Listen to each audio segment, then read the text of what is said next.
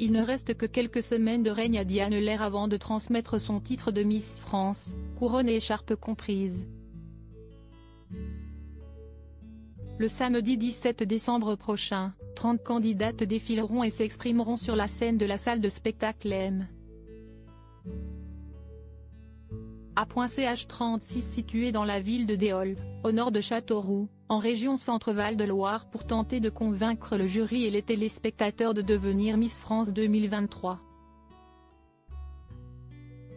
Un concours que regarderont sûrement les anciennes lauréates avec beaucoup de bienveillance et d'émotion, contrairement à l'ambiance qui règne apparemment dans les coulisses. Sonia Rolland, Miss France 2000, en sait quelque chose.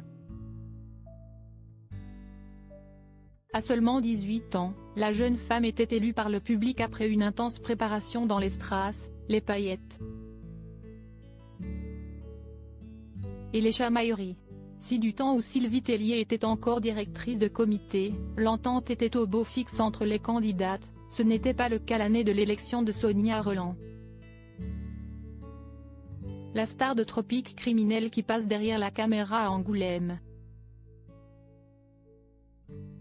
Celle qui fut Miss Bourgogne désire mettre en image l'année particulière qu'elle a traversée et les coulisses, si est-il un univers qui ressemble à la société a-t-elle confié à Charente Libre. Si en règle générale, la meilleure gagne, la plus manipulatrice et calculatrice peut aussi tirer son épingle du jeu.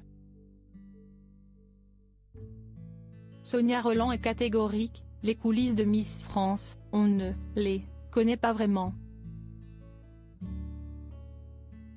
Plusieurs clans se forment au sein des candidates, celui des favorites, des pestes, des super sympas trop altruistes, des rebelles qui se demandent ce qu'elles foutent là et dont Sonia Rolland estime avoir fait partie.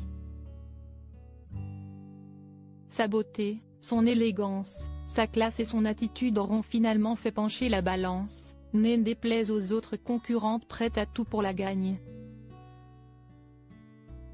Le titre de Miss France 2000 officiellement obtenu, Sonia Rolland a déchanté.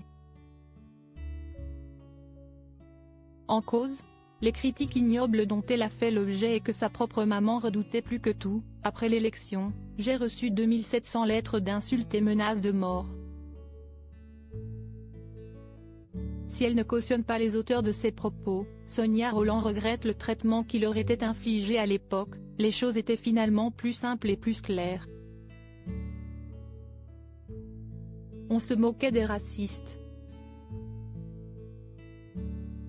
Ce n'est plus le cas aujourd'hui. Regrettable.